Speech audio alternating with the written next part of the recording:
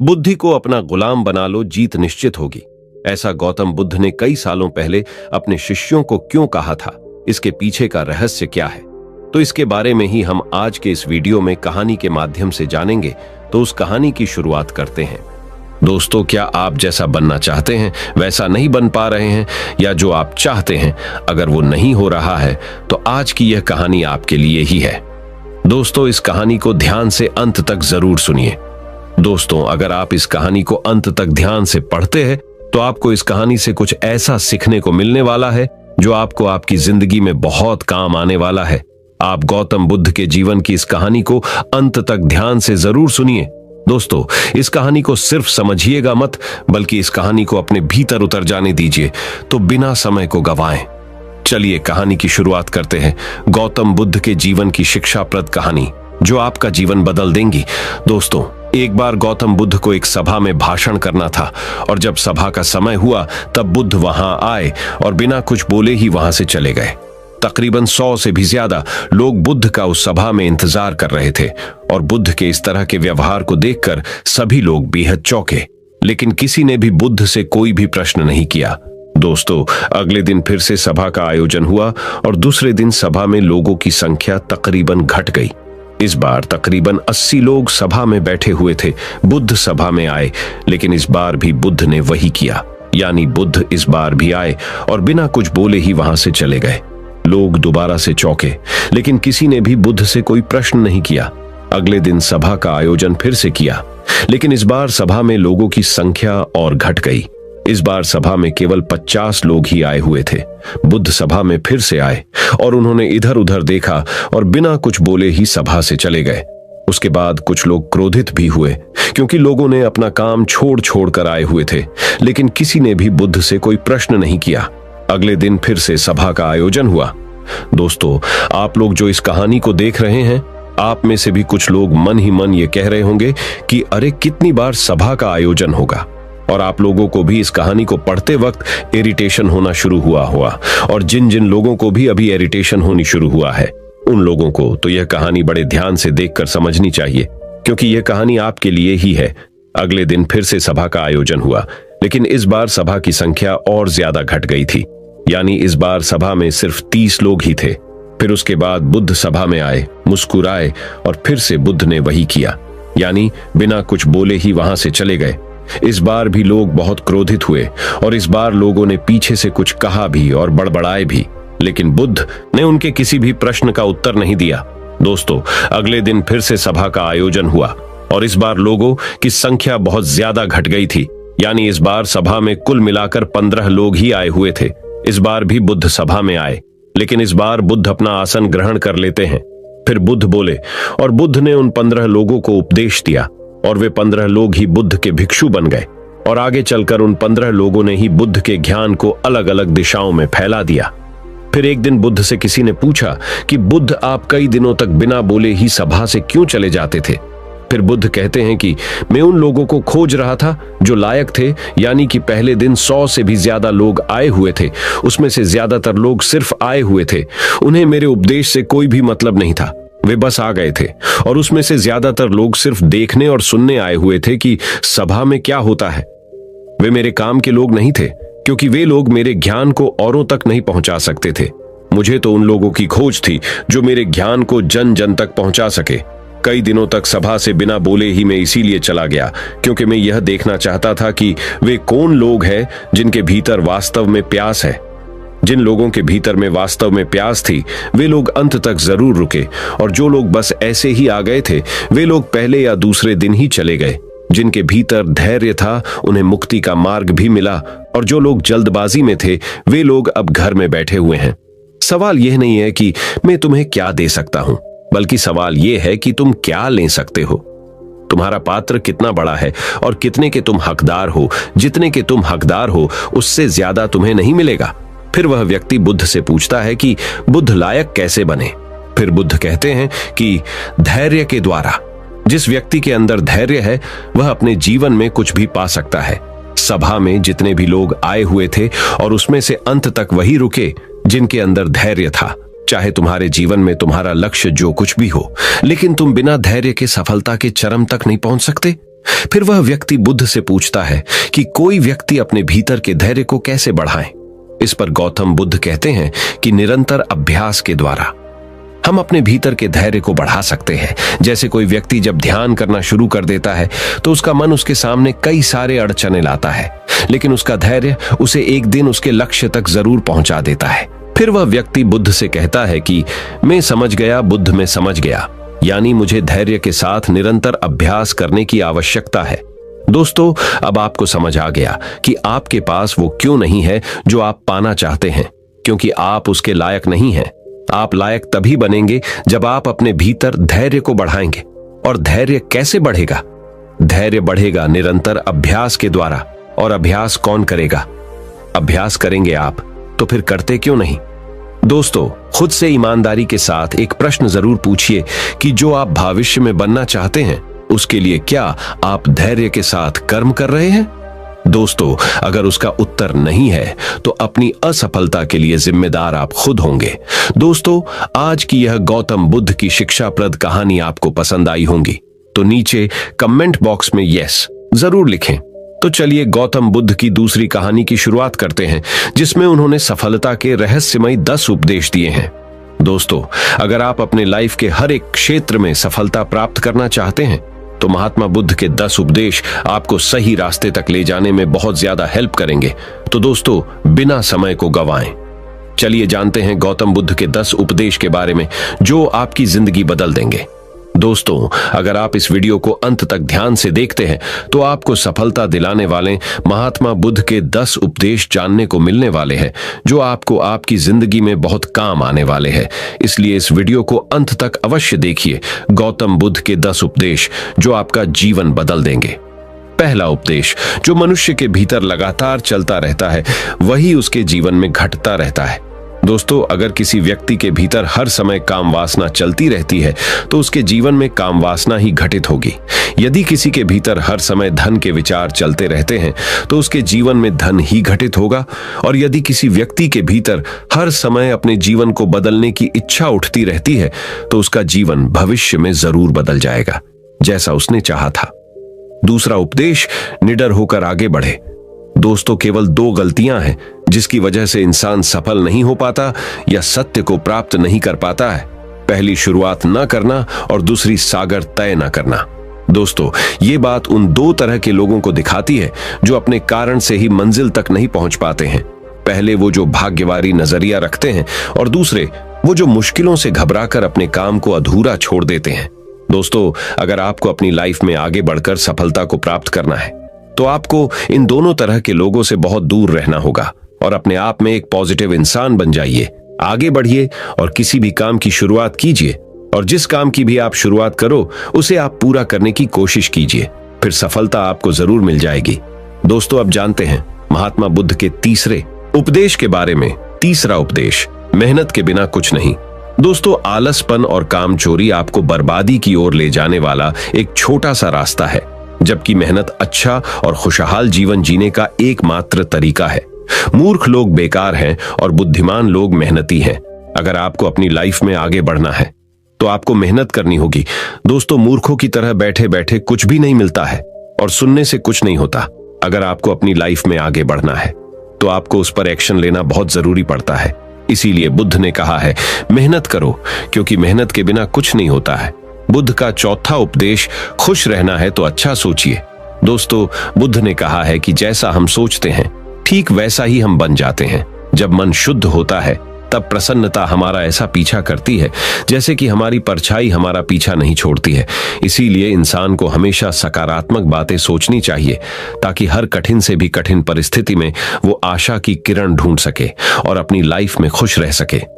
सोच व्यक्ति के जीवन को बना भी सकती है और बिगाड़ भी सकती है, क्योंकि दोस्तों, जैसा व्यक्ति सोचता है वैसा ही वह बनता चला जाता है।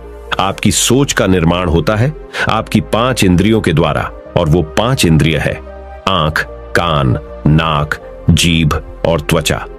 जैसी भी जानकारी आप इन 5 इंद्रियों के द्वारा अपने अंदर लेते हैं वैसे ही आपकी सोच बन जाती है, और जैसी आपकी सोच बनती है वैसा ही आपका जीवन बन जाता है। इसीलिए अगर आप खुश रहना चाहते हो तो अच्छा सोचिए। बुद्ध का पांचवा उपदेश, वर्तमान में जिए। दोस्तों, महात्मा बुद्ध ने कहा है कि अपने आज में जिए और भविष्य का सपना मत देखिए।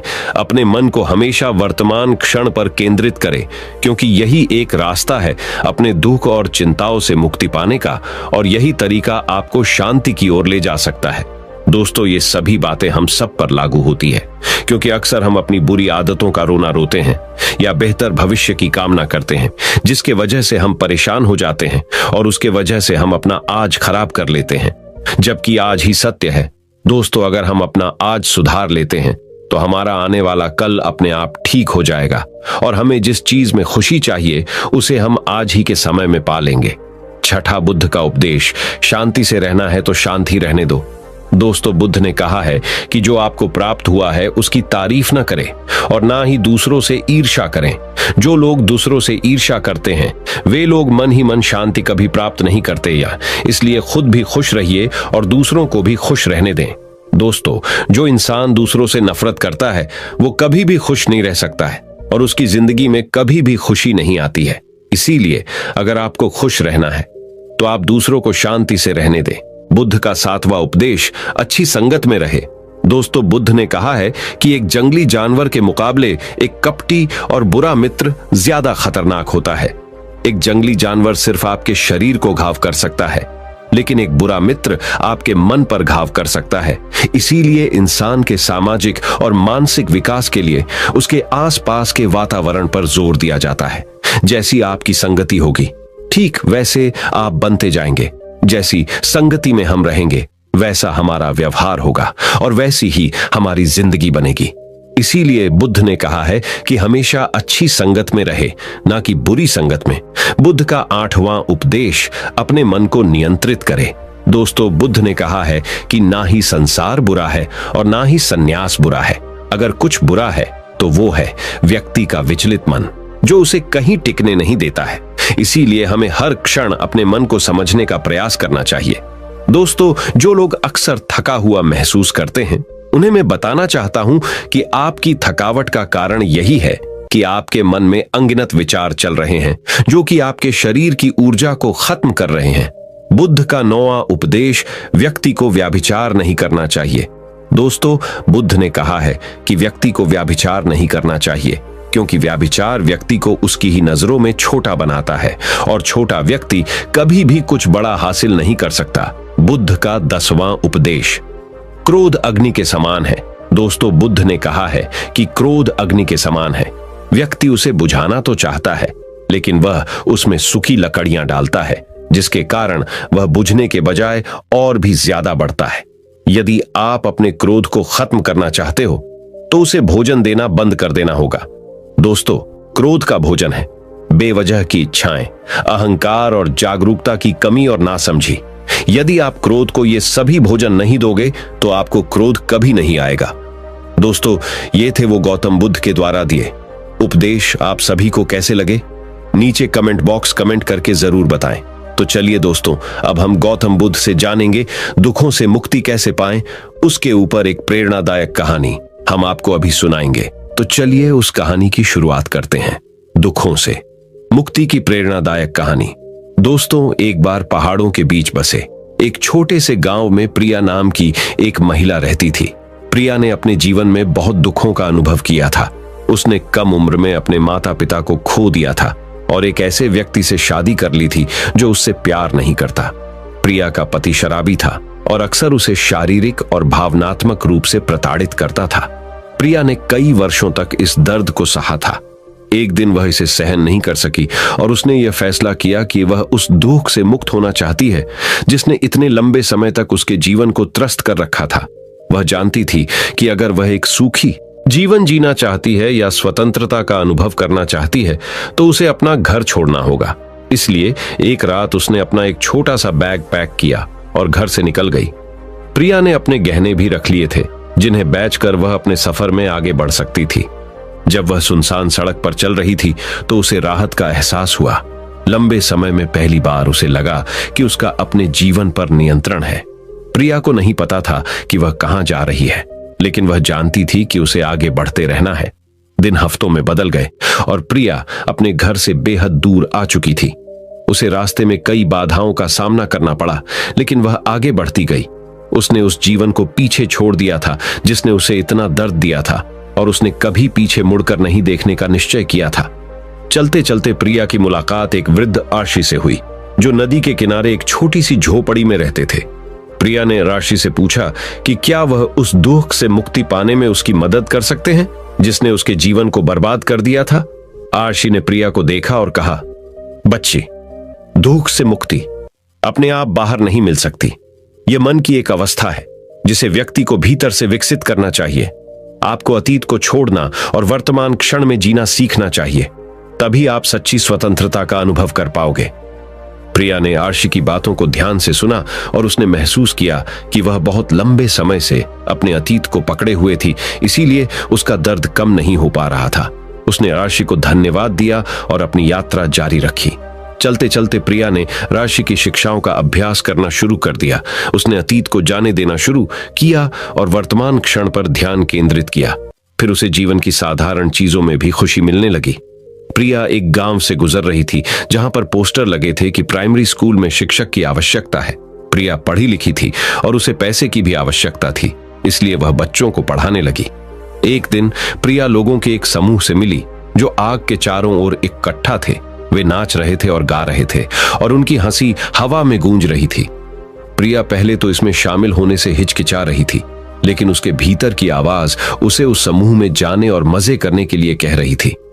प्रिया ने समूह के साथ नृत्य किया और खूब हंसी। लंबे समय में पहली बार वह वास्तव में खुशी महसूस कर रही थी। उसने महसूस किया कि खुशी कोई ऐसी चीज नहीं है जो खुद के बाहर पाई जा सकती है, बल्कि मन की एक अवस्था है जिसे व्यक्ति को भीतर से विकसित करना होता है। प्रिया को अब दुख से मुक्ति मिल गई थी। अब वह बच्चों को पढ़ाती और अपने अनुभव का उपयोग दूसरों को खुशी का रास्ता खोजने में मदद करने के लिए करती। तो दोस्तों, इस कहानी से हमें यह सीखने को मिलता है कि खुशी कोई ऐसी चीज नहीं है जो खुद के बाहर पाई जा सकती है, बल्कि मन की एक अवस्था है जिसे व्यक्ति को भीतर से विकसित करना होता है। दोस्तों, अगर आपको यह कहानी पसंद आई होगी और आपके लिए उपयोगी साबित हुई होगी, तो इस कहानी को अपने दोस्तों के साथ अवश्य शेयर कीजिए। साथ ही हमारे साथ ऐसे ही जुड़े रहें। तो चलिए बढ़ते हैं हमारे गौतम बुद्ध की अगली कहानी की तरफ, जो कि आपको जिंदगी की बहुत अच्छी सीख देने वाली है। तो चलिए शुरू करते हैं गौतम बुद्ध की शिक्षाप्रद कहानी। गौतम बुद्ध की शिक्षाप्रद कहानी। दोस्तों, एक बार गौतम बुद्ध अपने भिक्षुओं के साथ एक वृक्ष के नीचे बैठ विश्राम कर रहे थे। उस वृक्ष की छाव में बुद्ध अपने भिक्षुओं की जिज्ञासा दूर कर रहे थे। बुद्ध के सभी भिक्षु एक एक करके उनसे प्रश्न पूछ रहे थे और गौतम बुद्ध उनके प्रश्नों के उत्तर दे रहे थे। बुद्ध के उन भिक्षुओं में कुछ भिक्षु ऐसे भी थे जो कुछ समय पहले ही संघ से जुड़े हुए थे, जिसके कारण अभी उनके भीतर वह समझ पैदा नहीं हुई थी जो गौतम बुद्ध के प्रवचनों को समझ सकें। गर्मियों का समय था, सूरज अपने चरम पर था और चारों तरफ धूप ही धूप थी। लेकिन उस वृक्ष के कारण बुद्ध और उनके सभी भिक्षु आराम से छाव में बैठे हुए थे। इतने में ही गौतम बुद्ध के एक भिक्षु की नजर एक बूढ़े व्यक्ति पर पड़ती है जो उस वृक्ष के पास से ही गुजर रहा था। वह भिक्षु उस बूढ़े व्यक्ति को देखकर अचानक से ही हंसने लगता है। उस बूढ़े व्यक्ति की उम्र बहुत ज्यादा हो गई थी, जिसके कारण उसकी कमर मुड़ गई थी।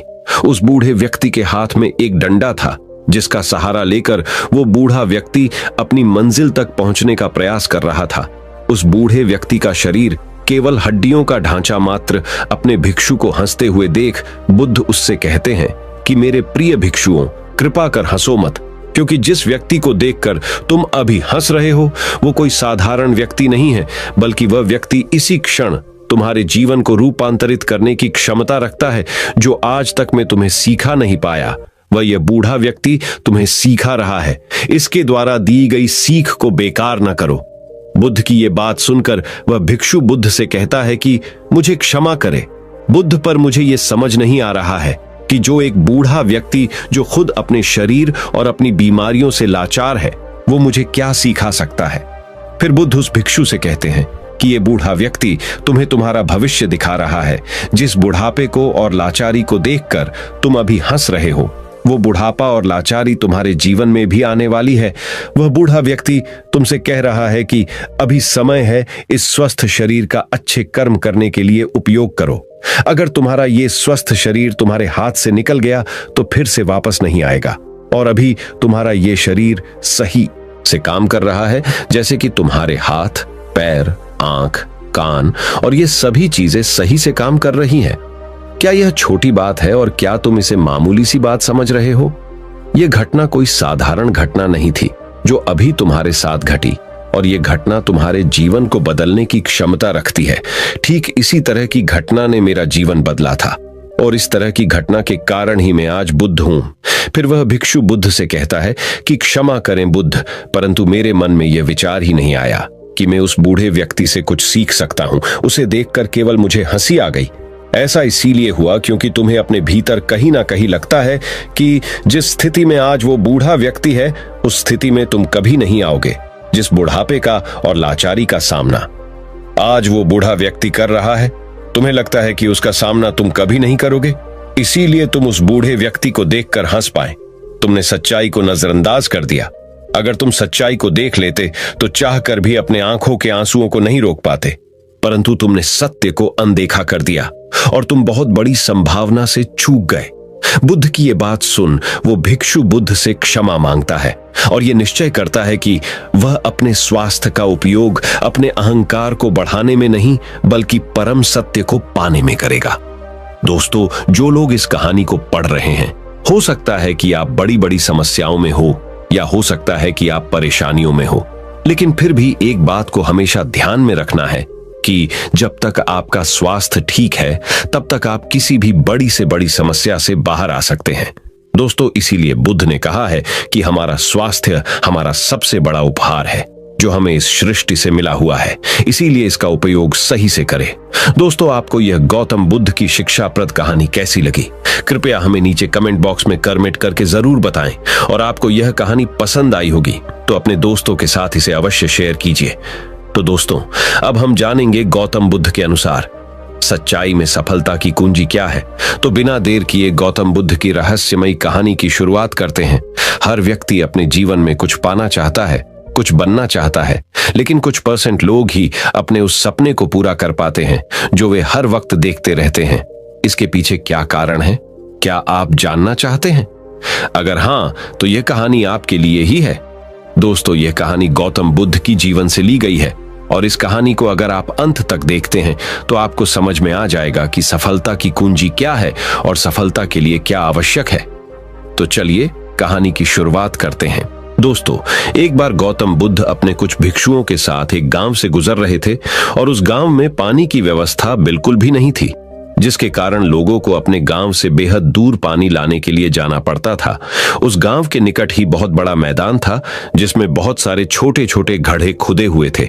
बुद्ध के सभी भिक्षुओं में से एक भिक्षु जिज्ञासावश गौतम बुद्ध से पूछता है कि इस मैदान पर जो घड़े खुदे हुए हैं उनका क्या उपयोग है।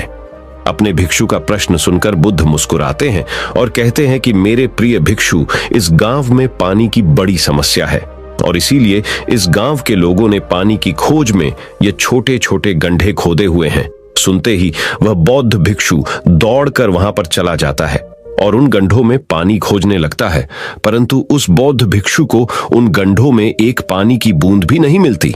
उसके बाद वो गौतम बुद्ध के पास वापस आकर पूछता है कि बुद्ध, इन गड्ढों में तो पानी है ही नहीं। उसके बाद गौतम बुद्ध मुस्कुराते हैं और अपने भिक्षु से कहते हैं कि प्रिय भिक्षु, क्या तुम्हें वहां दूर लोगों की जाती भीड़ दिख रही है? इस पर बौद्ध भिक्षु कहता है कि हाँ बुद्ध, मैं देख सकता हूं। इसके बाद बुद्ध कहते हैं कि वे सभी लोग इस गांव से बहुत दूर एक नदी है, वहां पर से पानी लेने के लिए जा रहे हैं। उसके बाद बुद्ध का भिक्षु बुद्ध से पूछता है कि बुद्ध, क्या इस गांव के आसपास के जमीन में पानी बिल्कुल भी नहीं है? इस पर बुद्ध कहते हैं कि पानी तो है, लेकिन इस गांव में ऐसा कोई नहीं है कि उस पानी तक पहुंच सके। इसके बाद बौद्ध भिक्षु कहता है कि मैं कुछ समझा नहीं बुद्ध। इसके बाद गौतम बुद्ध कहते हैं कि क्या तुम इस मैदान पर खुदे हुए गड्ढे देख रहे हो? इस मैदान पर खुदे हुए ये सभी घड़े पानी की खोज में खुदे हुए हैं, लेकिन एक भी गड्ढे से पानी प्राप्त नहीं हुआ है। जानते हो क्यों? क्योंकि परिश्रम तो किया गया, लेकिन सही दिशा में नहीं किया गया है। अगर ये सब गांव वाले अलग अलग 100 गड्ढे खोदने के बजाय सिर्फ एक ही गड्ढे को 100 गड्ढों की बराबर खोदते, तो ये सब गांव वाले पानी तक अवश्य पहुंच जाते। दोस्तों, मनुष्य का मन भी इस प्रकार ही है। वह एक ही समय में 100 दिशाओं में भागता है, अगर मनुष्य अपने मन को एक ही दिशा में लगाए तो वह अपने लक्ष्य तक जरूर पहुंचेगा, परंतु बहुत ही कम लोग इस बात को समझ पाते हैं। कुल मिलाकर सफलता की कुंजी क्या है? दोस्तों, आपकी असफलता का कारण आपका मन ही है, और आपके मन का 100 अलग अलग दिशाओं में भागना और आपको इसे किसी एक दिशा में केंद्रित ना कर पाना है। जब तक आपका मन पूरी एकाग्रता के साथ किसी एक दिशा में नहीं चलेगा, तब तक आप अपनी मंजिल तक नहीं पहुंच सकते हैं, और तब तक आप सफल नहीं हो सकते, चाहे आप कितना भी प्रयास क्यों न कर लें। इसीलिए कोई व्यक्ति अगर अपने लक्ष्य को हासिल करना चाहता है तो उसे अपने मन को एक ही दिशा में लगाना चाहिए, क्योंकि कठिन परिश्रम करना बेकार है यदि उसे सही दिशा में नहीं किया जाए। तो दोस्तों, आज आपने सफलता की कुंजी क्या है? कहानी के जरिए यह सीखा कि कठिन परिश्रम करना बेकार है यदि उसे सही दिशा में नहीं किया जाए। तो दोस्तों, चलिए बढ़ते हैं हमारे आखिरी कहानी की तरफ, जो कहानी है भाग्य के ऊपर, कि भाग्य का लिखा कभी नहीं मिटता। इस विषय पर हम गौतम बुद्ध की एक रहस्यमयी कहानी आपको सुनाएंगे। किसी गांव में एक बहुत ही ज्ञानी पंडित रहता था। एक दिन वह अपने बचपन के दोस्त से मिलने के लिए दूसरे गांव में जा रहा था। उसका वह दोस्त बचपन से ही गूंगा और एक पैर से अपाहिज था। उस पंडित के गांव से उसके दोस्त का घर काफी दूर था। वहां जाने के लिए बीच बीच में कई सारे छोटे छोटे गांव पड़ते थे। पंडित रास्ते में अपनी धुन में चला जा रहा था। चलते चलते उसकी मुलाकात एक व्यक्ति से होती है। वह भी पंडित के साथ चलने लगता है। उस आदमी को देखकर पंडित बहुत खुश हो जाता है। उसने सोचा, चलो अच्छा हुआ, साथ साथ चलने से उसका सफर आसानी से कट जाएगा। बात की शुरुआत करने के लिए उस पंडित ने उस व्यक्ति से उसका नाम पूछा, तो उसने अपना नाम धर्मराज बताया। पंडित को यह नाम कुछ अजीब सा लगा, लेकिन उसने नाम के विषय में कुछ और पूछना उचित नहीं समझा। दोनों धीरे धीरे साथ में चल रहे थे। तभी रास्ते में एक गांव आता है। गांव का प्रवेश द्वार आते ही धर्मराज ने पंडित से कहा, तुम आगे चलो, मुझे इस गांव में एक काम है, मैं तुमसे आगे मिलता हूं। पंडित ने कहा, ठीक है। वह आगे के रास्ते पे चला जाता है। कुछ देर बाद उस गांव में खबर फैली कि एक व्यक्ति को सांड ने अपनी सींग में फंसाकर मार दिया है। जैसे ही सांड ने उस व्यक्ति को मारा, ठीक कुछ ही देर में धर्मराज पंडित के पास आ गया।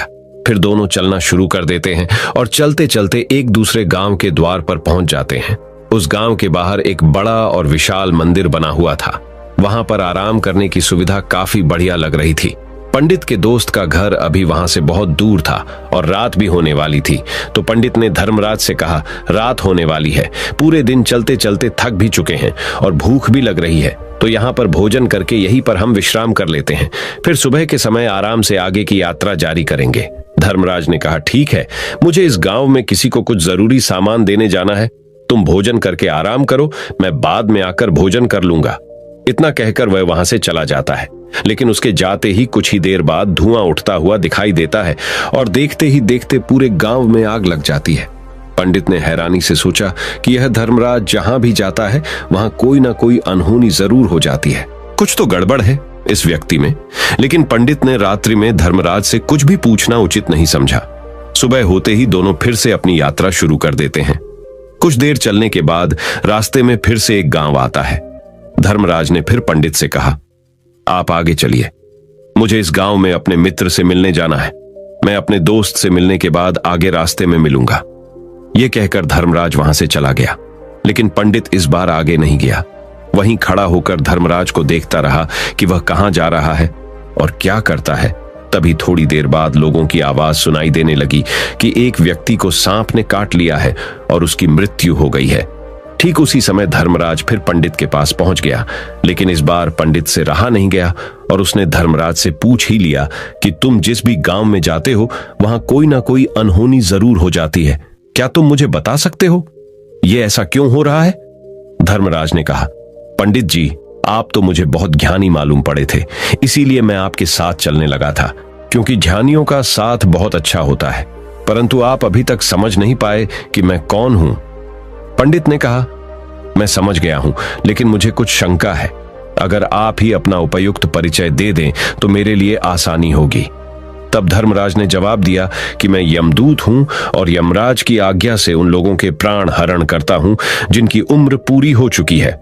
हालांकि पंडित को पहले से ही इस बात की आशंका थी, फिर भी धर्मराज के मुंह से ये बातें सुनकर वह घबरा गया। लेकिन वह हिम्मत करके पूछता है कि अगर तुम सच में यमदूत हो तो मुझे बताओ, अगली मृत्यु किसकी है? धर्मराज ने जवाब दिया, अगली मृत्यु तुम्हारे उसी मित्र की है जिससे तुम मिलने जा रहे हो, और उसकी मृत्यु का कारण भी तुम ही बनोगे।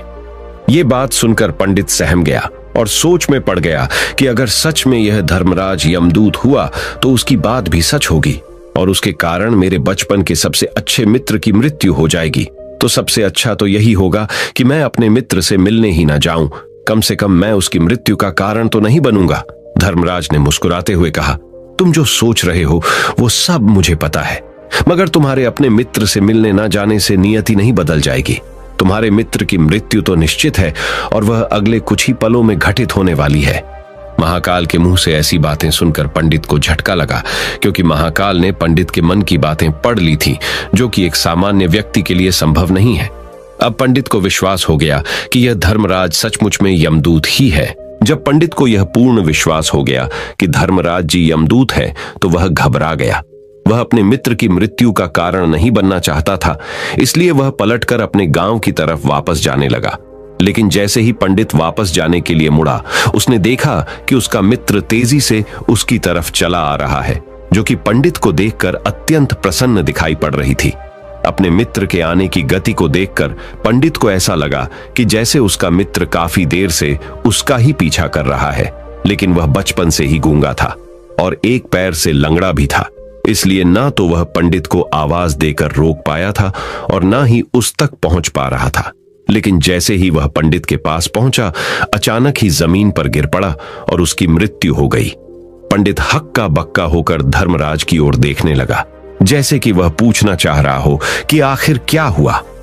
धर्मराज पंडित के मन में उठ रहे प्रश्नों को समझ गया और बोला, तुम्हारे मित्र ने पिछले गांव में ही तुम्हें देख लिया था और मैं वहीं से ही तुम्हारा पीछा कर रहा था, लेकिन गूंगा और लंगड़ा होने की वजह से वह तुम तक नहीं पहुंच पाया।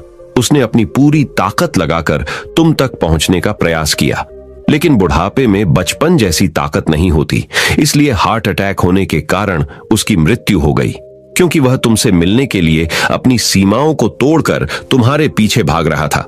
इसलिए अपने मित्र की मृत्यु का कारण भी तुम ही कहलाओगे। अब पंडित को पूर्णतः विश्वास हो गया था कि धर्मराज एक यमदूत है और उसका कार्य जीवों के प्राण हरना है। लेकिन पंडित एक ज्ञानी व्यक्ति था, वह यह भी जानता था कि मृत्यु पर किसी का वश नहीं है, सबको एक न एक दिन मरना ही है। यही सोचकर उसने अपने आप को संभाल लिया। लेकिन अचानक ही पंडित के मन में अपनी मृत्यु के बारे में जानने की इच्छा हुई, इसलिए उसने धर्मराज से पूछा कि जब मृत्यु मेरे दोस्त की होनी थी तो तुम शुरू से ही मेरे साथ क्यों चल रहे थे? यह प्रश्न सुनकर धर्मराज जोर से हंसा और बोला, मैं तो हर पल हर क्षण सभी के साथ चलता हूं, किंतु लोग पहचान नहीं पाते, क्योंकि लोगों के पास अपनी समस्याओं के अलावा किसी और व्यक्ति, वस्तु या घटना के बारे में सोचने, समझने या उसे देखने का समय ही नहीं होता। पंडित ने कहा, तो क्या तुम ये बता सकते हो कि मेरी मृत्यु कब, कहां और कैसे होगी? महाकाल ने कहा, हालांकि किसी भी सामान्य जीव के लिए अपनी मृत्यु के बारे में जानना ठीक नहीं है, क्योंकि कोई भी जीव हो वो अपनी मृत्यु के बारे में जानकर बहुत दुखी हो जाता है। हालांकि तुम ज्ञानी व्यक्ति मालूम पड़ते हो और तुमने जिस तरीके से अपने मित्र की मृत्यु को सहन कर लिया है, उसे देखकर लगता है कि तुम अपनी मृत्यु के बारे में जानकर भी दुखी नहीं होगे। तो तुम्हारी मृत्यु आज से ठीक 6 महीने बाद आज ही के दिन किसी दूसरे राज्य में फांसी लगने से होगी, और सबसे हैरानी की बात तो ये होगी कि तुम स्वयं ही खुशी से उस फांसी को स्वीकार कर लोगे। इतना कहकर धर्मराज वहां से चला गया, क्योंकि अब धर्मराज के पास पंडित के साथ चलते रहने का कोई कारण न था। इसके बाद पंडित ने अपने मित्र के शरीर का अंतिम संस्कार किया और यथाशक्ति उसके क्रियाकर्म करके अपने गांव वापस आ गया। लेकिन कोई व्यक्ति कितना भी ज्ञानी क्यों ना हो, अपनी मृत्यु के बारे में जानकर दुखी तो होता ही है और मृत्यु से बचने का कोई ना कोई उपाय भी खोजता है। तो पंडित ने भी वही किया, क्योंकि पंडित विद्वान था, इसलिए उसकी पहचान उस राज्य के राजा तक थी। पंडित ने सोचा कि राजा के पास तो कई सारे ज्ञानी मंत्री हैं, वो मेरी मृत्यु से संबंधित समस्या का कोई ना कोई समाधान निकाल ही लेंगे। पंडित यही सब सोचता हुआ राज दरबार में पहुंच जाता है और राजा से सारी घटना के बारे में बताता है। राजा ने अपने मंत्रियों को सारी समस्या बताई और उनसे सलाह मांगी। अंत में सभी ने विचार विमर्श करके कहा, अगर पंडित की बात सही है तो उसकी मृत्यु भी 6 महीने बाद ही होगी, लेकिन मृत्यु तो तब होगी जब वह किसी दूसरे राज्य में जाएगा। यदि वह किसी दूसरे राज्य में जाए ही ना तो मृत्यु ही नहीं होगी। मंत्रियों की यह सलाह राजा को भी सही लगी। इसके बाद पंडित के रहने की सारी व्यवस्था महल में ही कर दी गई और राजा के आदेश के बिना उस पंडित से किसी को भी नहीं मिलने दिया जाता था। लेकिन पंडित कहीं भी आ जा सकता था ताकि पंडित को ये ना लगे कि वो राजा की कैद में है। परंतु पंडित डर के मारे स्वयं ही कहीं आता जाता नहीं था। धीरे धीरे महीने गुजर गए और पंडित की मृत्यु का समय नजदीक आने लगा और अंततः वह भी दिन आ गया जिस दिन पंडित की मृत्यु होनी थी। तो जिस दिन पंडित की मृत्यु होनी थी उसके एक रात पहले पंडित डर के मारे जल्दी ही सो गया ताकि जल्दी से वह रात बीत जाए और अगला दिन आ जाए ताकि मृत्यु टल सके। लेकिन पंडित को नींद में चलने की बीमारी थी और अपनी इस बीमारी के बारे में वह स्वयं ही नहीं जानता था। तो फिर राजा, मंत्री या किसी वैद्य को इसके बारे में बताने का कोई प्रश्न ही नहीं उठता। पंडित अपनी मृत्यु को लेकर बहुत चिंतित था। वह पिछले कई दिनों से ठीक से सो भी नहीं पा रहा था और नींद में चलने की बीमारी भी तभी होती है जब व्यक्ति ठीक से सो नहीं पा रहा हो। तो उस रात भी पंडित को नींद में चलने का दौरा पड़ा। वह उठा और महल से निकलकर अस्तबल में गया। क्योंकि पंडित राजा का खास मेहमान था, इसलिए किसी भी पहरेदार ने उसे नहीं रोका और न ही किसी तरह की कोई पूछताछ की। अस्तबल में पहुंचकर वह सबसे तेज चलने वाले घोड़े की पीठ पर सवार होकर नींद में ही अपने राज्य की सीमा से बाहर दूसरे पड़ोसी राज्य में चला गया। इतना ही नहीं, वह दूसरे राज्य के राजा के महल में पहुंच उस महल के पहरेदारों ने भी उसे नहीं रोका और ना ही कोई पूछताछ की। सभी लोग रात्रि का अंतिम प्रहार होने के कारण गहरी नींद में थे। वह पंडित सीधे राजा के सैन्य कक्ष में पहुंचा जहां राजा और रानी सो रहे थे। वह पंडित वहीं जाकर सो गया। सुबह हुई तो राजा ने पंडित को रानी के बगल में सोया हुआ देखा तो है बहुत क्रोधित हो गया। राजा ने पंडित को कैद करने का आदेश दे दिया। पंडित गिरफ्तार हो गया, लेकिन पंडित तो भौचक्का था। उसे तो कुछ समझ नहीं आ रहा था कि आखिर वह दूसरे राज्य में और राजा के सैन्य में कैसे पहुंचा। लेकिन वहां उसकी ये सब सुनने वाला कोई नहीं था। राजा ने पंडित को दरबार में पेश करने का आदेश दिया। कुछ देर बाद उस पंडित को दरबार में लाया गया। पंडित को देखते ही राजा इतना आग बबूला हो गया कि उसे फांसी पर चढ़ा देने का हुक्म सुना दिया। फांसी की सजा सुनकर पंडित कांप गया, लेकिन फिर भी थोड़ी सी हिम्मत जुटाकर राजा से बोला, महाराज, मैं नहीं जानता कि मैं राजमहल तक कैसे पहुंचा। मैं यह भी नहीं जानता हूं कि आपके सैन्य कक्ष तक मैं कैसे आया और आपके महल के किसी पहरेदार या सैनिक ने मुझे रोका क्यों नहीं। लेकिन मैं इतना जरूर जानता हूं कि आज मेरी मृत्यु होनी थी और वो होनी भी जा रही है। राजा को यह बात थोड़ी अजीब लगी। उसने पंडित से पूछा, तुम्हें कैसे पता कि आज तुम्हारी मृत्यु होनी है?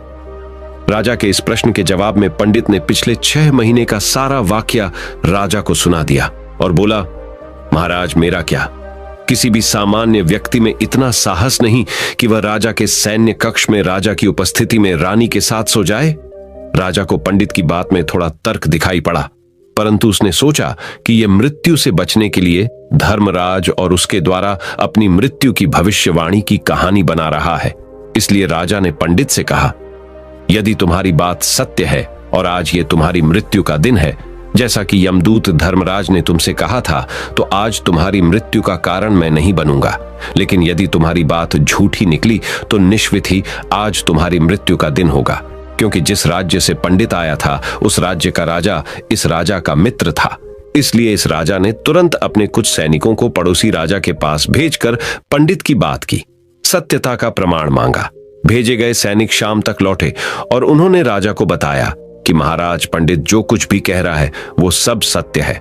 पड़ोसी राज्य के राजा ने पिछले 6 महीने से पंडित के रहने की सारी व्यवस्था अपने ही महल में कर रखी थी। पंडित राजा का खास मेहमान था।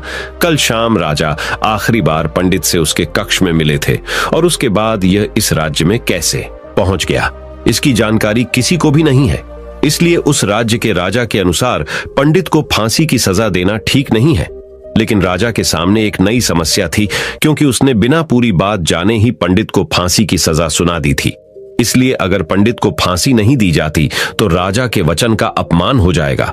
लेकिन अगर राजा की बात का मान रखा जाए तो बेवजह ही एक निर्दोष व्यक्ति की मौत हो जाएगी। राजा ने अपने सभी मंत्रियों से इस बारे में सुझाव मांगा तो मंत्रियों ने राजा को सुझाव दिया कि महाराज, पंडित को एक कच्चे सूत के धागे से फांसी लगवा दी जाए। इससे आपके कथन का भी मान रह जाएगा और कच्चे सूत के धागे से पंडित को फांसी भी नहीं लगेगी और उसके प्राण भी बच जाएंगे। राजा को मंत्रियों का यह सुझाव पसंद आया और उसने ऐसा ही करने का आदेश दे दिया। पंडित के लिए कच्चे सूत के धागे से फांसी का फंदा बनाया गया और नियम के अनुसार पंडित को फांसी पर चढ़ाया जाने लगा। सभी लोग बहुत खुश थे कि ना तो पंडित मरेगा और ना ही राजा का वचन खाली जाएगा। पंडित को भी पूर्ण विश्वास था, ये सूत के धागे से तो उसकी मृत्यु हो ही नहीं सकती, इसलिए उसी पर चढ़ने के लिए तैयार हो गया। जैसा कि धर्मराज ने भविष्यवाणी की थी कि तुम खुद ही अपनी फांसी को स्वीकार करोगे। लेकिन जैसे ही पंडित को फांसी दी गई, सूत का धागा तो टूट गया, लेकिन टूटने से पहले उसने अपना काम कर दिया था। पंडित के गले की एक नस सूत के धागे के झटके से कट चुकी थी और पंडित जमीन पर पड़ा तड़प रहा था। उसी पल उसके गले से खून की फुहार निकल रही थी और देखते ही देखते पंडित का शरीर पूरी तरह से शांत हो गया। सभी लोग आश्चर्यचकित थे और पंडित को मरता हुआ देख रहे थे। किसी को विश्वास नहीं हो रहा था कि कच्चे सूत के धागे से भी किसी इंसान की मृत्यु हो सकती है। लेकिन घटना तो घट चुकी थी। नियति ने अपना काम कर दिया था और धर्मराज की भविष्यवाणी सच हो चुकी थी। श्रीमद् भागवत गीता में भगवान श्री कृष्ण ने कहा है, जो होना होता है वो होकर ही रहता है। हम चाहे कितनी ही सावधानी बरतें, कितना ही उपाय कर लें, लेकिन घटना और घटना की पूरी प्रणाली पहले से ही तय होती है, जिसे हम थोड़ा सा भी इधर उधर नहीं कर सकते हैं। दोस्तों, शायद इसीलिए ईश्वर ने हमें भविष्य जानने की क्षमता नहीं दी है, ताकि हम अपने जीवन को ज्यादा बेहतर तरीके से जी सकें। और यही बात उस पंडित पर भी लागू होती है। अगर पंडित ने महाकाल से अपनी मृत्यु के बारे में ना पूछा होता तो 6 महीने तक राजा के महल में कैद रहकर डर डर कर जीने की बजाय ज्यादा बेहतर जीवन जीता। तो दोस्तों, उम्मीद करता हूं आपको इस कहानी से एक अच्छी सीख मिली होगी। ये कहानी आपको कैसी लगी हमें कमेंट बॉक्स में कमेंट करके जरूर बताएं और इस वीडियो को अपने दोस्तों के साथ जरूर शेयर करें ताकि उन्हें भी इस कहानी से कुछ सीखने को मिल सके। धन्यवाद। नमो बुद्धाय।